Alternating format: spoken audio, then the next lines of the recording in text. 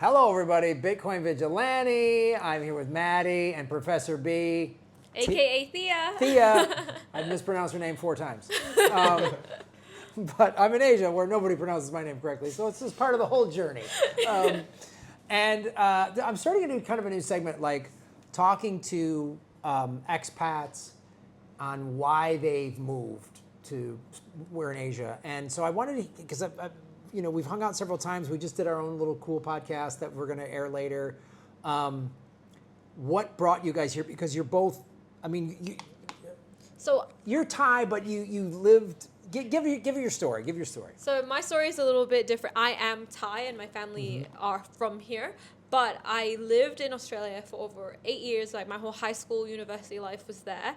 And I think moving back was kind of like I had to because of COVID, but also I thank God I did as well, because I think looking back to when I first came back, I didn't want to come back. But now that I've been back for 5 years now, I'm glad I did, because the trajectory of where all my friends' life is going and where I want to be is like very different. Coming back to Thailand, you see it as kind of like, it's like the land of opportunity, right? We were talking about it today in the podcast as well, how like in Thailand, you could be anything, you could do anything. And there are so many different types of people who come in and out of Thailand who you can work with.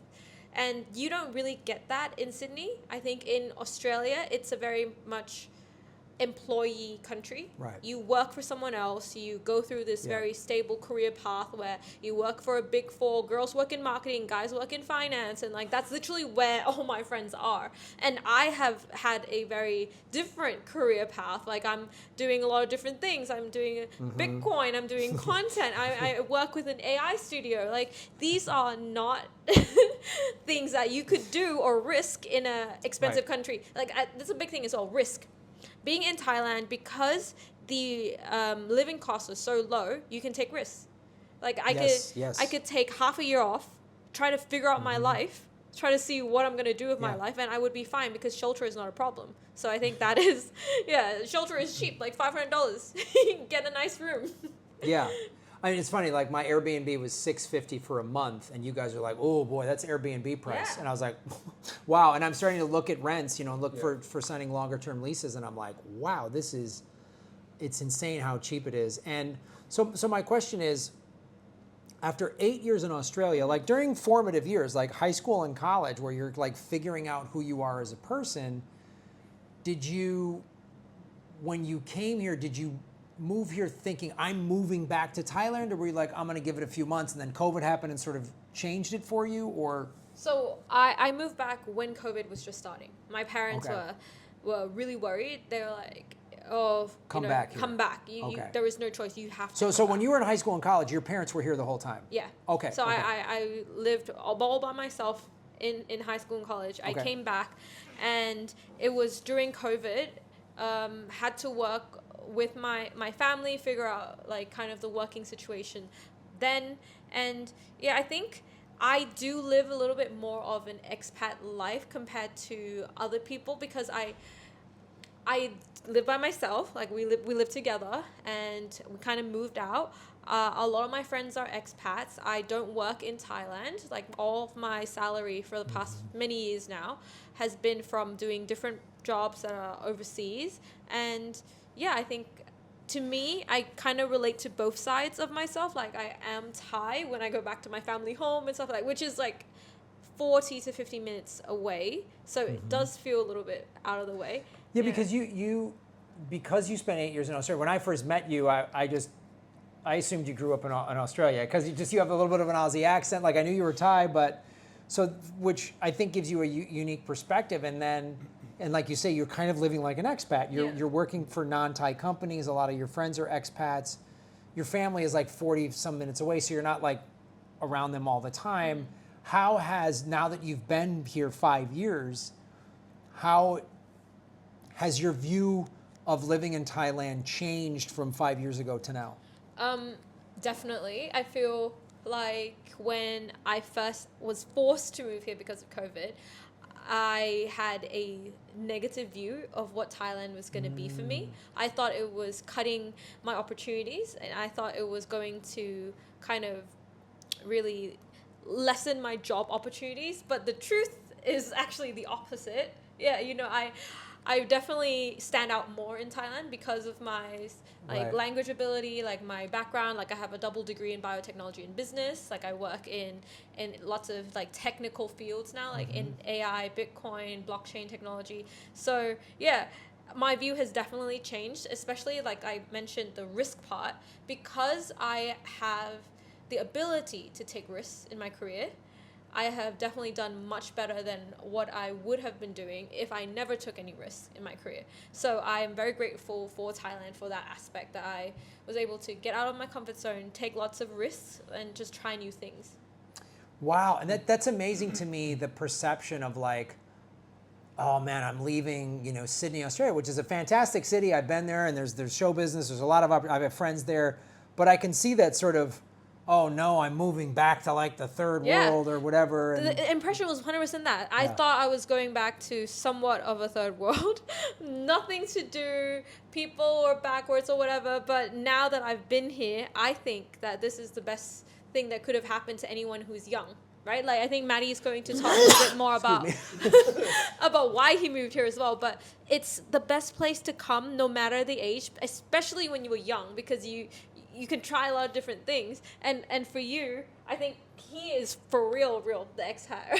Yeah. So let's get your story. And I love what you're saying, because I've been in Asia like a month now. This is my third time like spending extended amount of time in Asia. I've been in Bangkok a little over 2 weeks now, and it's these 2.5 weeks in Bangkok for me have been unreal. I can't think of a place where I moved to and like boom, boom, boom, boom, it's happening. Now part of it is I'm fairly established in my career, but I am sort of like winging it a little bit, you know, and I had a similar like, oh man, I'm leaving LA. I've been in Hollywood a long time. I'm in the producer, I'm established there. Like, what am I doing? And I'm already like, I've done 3 shows. I've had meetings with investors. I've met with filmmakers. Like we're starting 2 weeks. Within 2 weeks. We're new podcast. We just started a new podcast. Like, and I'm like, you're right. Bangkok is this exciting. It is a hub of Asia. Yeah. Because it is a melting pot of Asia, but it attracts. I noticed there's business people in this co-working space from all over the world, from India, from Australia. I noticed Thai, and there's a lot of big business. And talking to other expats that have been living here a while, they're like American expats are like, oh Graham, there's opportunity here if you hustle. You need to hear how he came here. Yes, let's hear. Because like literally no job, no house, figured it all out within a week. Okay. All right, so all right, now this story I want to hear. So tell us like your background, your half Thai, where you grew up, and then what brought you here. Yeah, so I was born in Thailand. I was born in Bangkok, and my mum's Thai and my dad's British. But when I was about 4 years old, we decided to leave Thailand, and I hadn't really been back for about 20 years when I moved here. So I've been living mainly I grew up in Germany, but I went to university and I was working in London at the time. So I was really like Europeanized. I felt like a European and like a Brit. And working in London, I was selling real estate, and I was going around door knocking on the streets, looking around these houses, really really nice area, really expensive houses. And I was like, wow, if I grinded this every day doing this door knocking and selling these houses, after 50 years, I might be able to afford one of these houses. And I met the people who lived there, really nasty people. And then I looked around these houses and I thought, I really don't want to live here. This is like the best that I could do. Like in my whole life, I've worked my whole life for this, and I don't want it. There's got to be more to life than this. So it got to winter, I was door knocking in the snow. It was really horrendous, doing like 14 hours, getting pushed down steps, getting abused, and it was really, really awful work. So I really needed a holiday. So I went on vacation to Bangkok and Thailand. I have family here. So I went to see them for like the first time in years. I had like a big Christmas trip. And at the end of it, I was at the airport. And I remember I was crying my eyes out at the airport. I was like, I can't leave.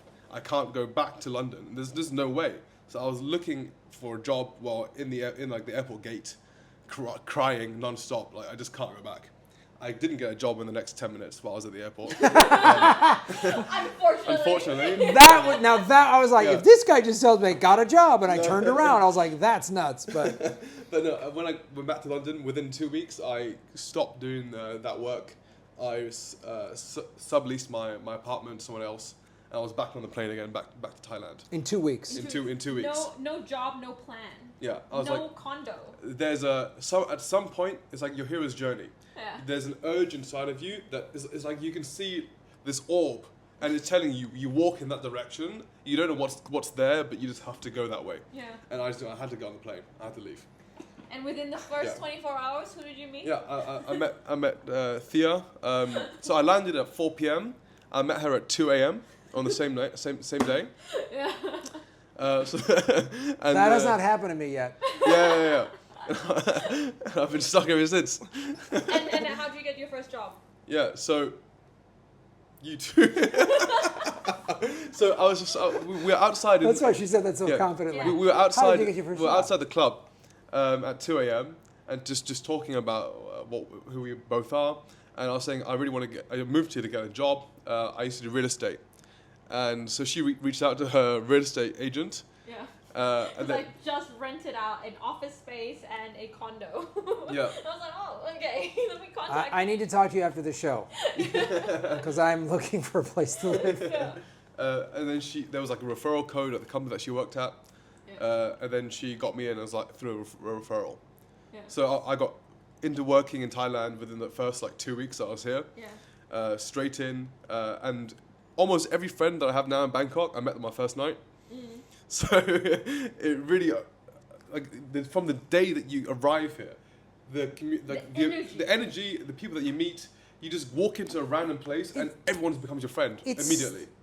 It's when I came here a year ago, it was cool, and I was very wide-eyed, never been here before, and I was like doing shows, so I was very much just.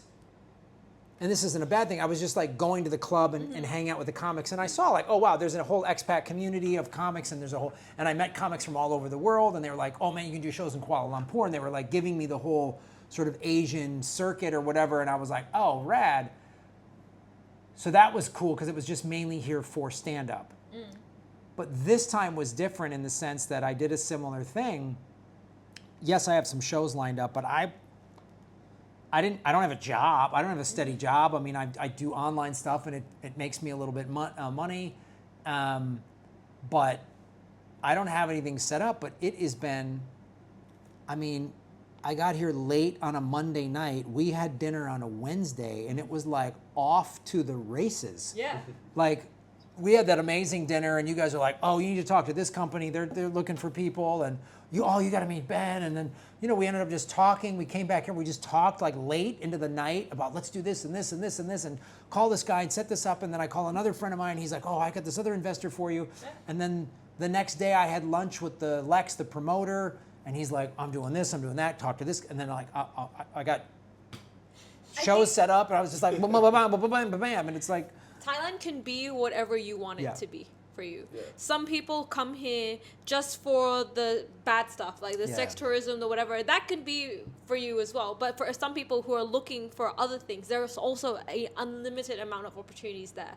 For example, when you first came here, you wanted something totally new, right? You wanted a new life, new job, new everything. You got that, and you've also pivoted a few times since then as well, realizing that, oh no, real estate's not Sure. for him, and now Yeah. doing more like tech or like Bitcoin stuff, and now also doing content stuff. So Thailand is literally the land of whatever you want.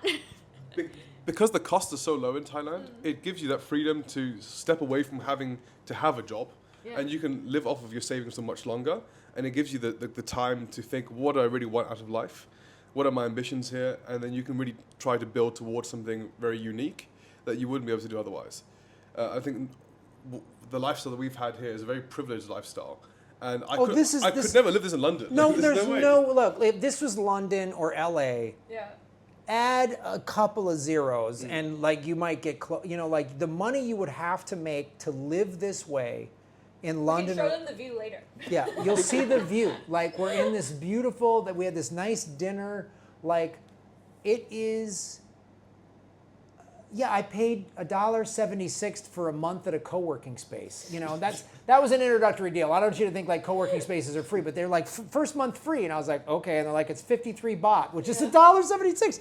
I'm just like it's amazing, and I think that's what I'm getting this time around that I got a little taste of it the first time around, but I'm really getting it this time that, man, you can be anything you want here. You can figure that out. And what's exciting to me, this was the energy when I first moved to LA when I was in my early 20s. And LA at that time was this city of opportunity. Granted, it's like showbiz, but the thing I loved about LA, what was exciting to me, it was a city where you could be anything you want and everybody just said, yeah. And it attracts a lot of crazy people for sure. Just like Thailand too. A lot of crazy people. Like some people, like the people who come for the sex tourism. Those guys are creepy. Whatever. Like there's people that go to LA for the crazy, the drugs, and the bullshit. But it also attracts these high functioning, high achieving people. Like I remember my yoga class was like, this woman was a musician for the studio for doing sound scores for big budget movies. This guy was an Olympic swimmer for the Australian team. Like everyone in this yoga class was like high level, like I started studying martial arts and it's like these guys were pros. This guy's in the movie. This guy's a stunt coordinator. Like everybody is like, wow, A-list. Everybody is the best at what they do. I was in acting school with James Franco. No way. Oh yeah. Jeff Goldblum was one of my instructors. All of the comics I started with, Bill Burr, Zach Galifianakis, these big name people. I mean, I was emceeing at the Hollywood Improv and Jerry Seinfeld popped in, and explained why he walked away from his $1 million series. Like that was LA. That was just all this exciting stuff was happening. Now it's very much changed, and we could spend hours talking about why America's declining or whatever. But that energy is intoxicating, and I'm feeling it again. Yeah. Like, I'm a little bit later in my life, and this is like, I'm like all this cool, this exciting energy. I had dinner last night with this filmmaker and his production team. They're Thai, but they've worked on foreign films here in the Thai film industry. And we were like, we got this script and that, and it was by the end of it, we were all like jazzed up. And I'm like, I was saying, this is what it was like being in film school. You worked on everybody's projects, and I was like, it has that same energy. Going to your company, meeting your boss and talking about this plan that I have, and like, well, let's figure this out, and how do we solve this problem? And it's just, I love that creative energy, and I love that everyone's like, yeah. I don't want to be around people like, that won't work. And that's LA's sort of become that now a little bit, and it's really bumming me out because it used to be this cutting edge creative epicenter, and now it's like floundering on a multitude of levels. So let me ask you this. So now you've both been here about 5 years. No. I've been here nearly 3 years now. 3 years, you've been here 5. Yes. Okay, so you've been here a while. Now, like, do you see yourself staying in Bangkok, staying in Thailand, staying in Asia, going, like, what are sort of the plans now as you, like, the longer term plan? So I'd say for both of us, we definitely see ourselves in Thailand for the longer term. But because of what we do, we're constantly traveling. So this year, if I just like listed out all the places that we went to, you would be like, that's crazy. Yeah, we met in Hong Kong. Yeah. We've been to, so I was in, oh my gosh, what was the first place? At least a month in the US, 9 different cities, 7 different countries in Europe. So we were in like London, Paris, Marseille, Latvia, Finland, Milan, like a lot of different places in Europe, Japan, Korea, Hong Kong, back to Thailand, China. We were really in Shenzhen. What did we do earlier before the US? I think we did a few places as well. We're in Vietnam or something? Yeah, we're in Vietnam. Just, the list goes on. And that's all because Thailand is so cheap to live in and also so easy to travel within Asia, right? given that going to the US was very expensive, and that opened our eyes a lot to things as well, saying that we'll never live there. Yeah. Like, it's nice to do business, because I still think that doing business in the US is one of the best places, because everyone is, yes, let's do something. That's the energy you get in the US.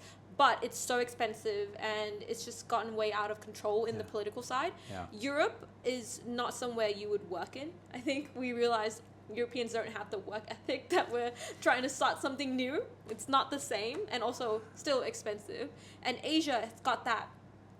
Point to prove. Yeah, you got the chip on the shoulder, the point to prove, and also being in the central hub, Bangkok, you can travel everywhere for very cheap. That's what we were saying to you as well. We have this beautiful, idyllic life that we don't have to save up 50 years in order to live the ideal life that we want. We get to live it now by having, like, every fortnight or so, we go on a trip. Every weekend we go do something in Bangkok on, like, a nice trip, and every fortnight we go to a different country within Asia or just different parts of Thailand.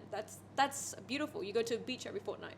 That's the thing that I'm starting to see on this trip. When I came here a year ago, I was like, man, Thailand's cool. I could live down by the beach in Phuket, which is awesome. I could live there for sure. But I was like, I think Bangkok's too big. It's too city for me. But something's different this time. It's probably just I'm different. But I'm seeing, because of all the opportunities and the energy and excitement here, and talking to you guys and other people who are like, so the worst case scenario is I live like dirt cheap in a really nice building in Bangkok, and then at least the very minimum once a month I'm on a plane flying somewhere, surfing, having a great time. Yeah. That's not a bad Okay, I mean, I guess if that's, lock me up if that's. Those are my options. That's the worst case. This is the poison I picked. This is all right.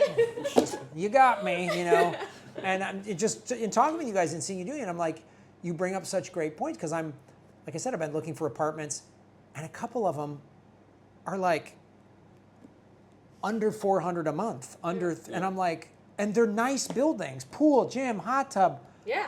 I'm just living a little bit outside of the city center, but right off a train line, and I'm like, so I just sit on a train and read books twice a day, and then like come into this fantastic city and do all this amazing stuff, and then It's so great. You kind of want to start gatekeeping.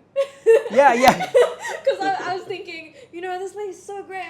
I made a post yesterday about how cheap it is, and everyone was asking, what's the living conditions like, blah, blah, blah, blah. And I was like, damn, if everyone starts coming here, it's not going to be It's not that great, guys. Yeah. Stay in Europe. It's awesome. America's great. Yeah. We're doing great over there. It's a really, and the energy, and I think too, we talked about this. Bitcoiners are very hopeful. We're all Bitcoiners. But again, though, even the non-Bitcoiners I know that I've met here are like, stuff's happening. Like you say, there is a like chip on your shoulder stuff to prove, and that can be a good thing up to a point. Obviously, anything like that can be, if it's too much, it's out of hand. But it's good to have like a little bit of like, no, we gotta. Yeah, there's definitely a feeling of capitalism here. People, there's no like social welfare system. Like, if you really run to zero, you'll just die on the street. But because it's a very collective environment, people do have that rely on their family a bit more, and they have to collaborate in order to achieve something. But people are less likely to be an employee in Asia.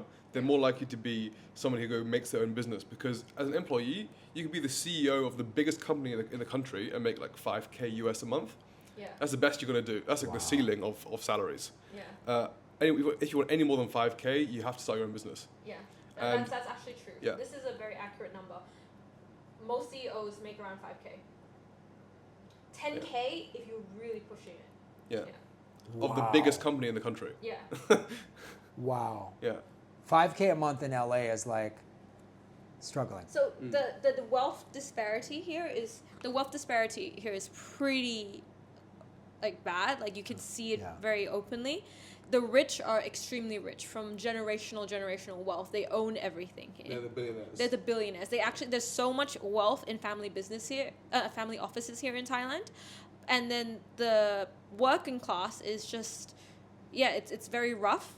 So when we say, CEOs, those are the ones who don't own the business. If you own the business and you're the CEO, then you're super rich, right? So there's a wide range, because it is. some people say Thailand is a third world country. I think Thailand in general maybe is third world, but Bangkok itself is a very highly developed Bangkok city. is a first world country. It's a very good city. Yeah, you can go out in the provinces and see stuff that maybe makes you feel like it's third world or whatever, maybe. But I don't know. Bangkok is pretty. Yeah, Bangkok is Pretty- nothing like you would yeah. think a third world country would be, and that is mainly also it attributes to the wealth disparity here. Yeah. Yeah, that's why a lot of people, and also I think because of it's being a very like a upstarty, startup-y, people can Entrepreneur kind of energy. Everyone's trying to start a business, and other people who are trying to start a business come to Thailand to do it. Like I think. I know a lot of expats go to Bali, but I think there's also a lot of expats who are attracted to Thailand, Bangkok, who are not so into the beach vibes and want to be more like a city vibe. So, But the thing with Bangkok over these other expat hubs is this is probably the most libertarian country in the whole world. yeah. You can literally do anything you want and nobody's going to stop you. You could even probably dig a hole in the street and no one will stop you. Like the level of freedom that you get in this country is insane, but at the same time, the level of safety that you also get is also, there's nowhere, it's like Japan level safe. I know. So That's what's This stunning. is the only country in the world where you can live freely, do whatever you want, yet everybody is very nice and polite and follows the rules. So it's that like polar opposites that work together to make this utopia in a way. And I don't really know how to describe it because it's both libertarian yet safe. So, yeah, That's an amazing way to put it. It's idyllic. Yeah. Amazing way to put it. Well, I really appreciate you guys taking your time, and it was great connecting with you in Hong Kong. It's been great since I've been here, and I really appreciate you showing me around and setting me up with people and like, let's do a podcast. I just love the energy of it, and it's really cool to be, welcomed into this space. I dig it. So Yeah. Yeah. And I think we're going to do a lot more stuff together soon. I think so too. This first episode we did earlier today was pretty rad. Yeah. So, all right. Well, thank you, Matty. Yeah. Thank you, Tia. We appreciate it. Thank you. Thank you, guys. Thanks for watching. See you. Kwap tum krap.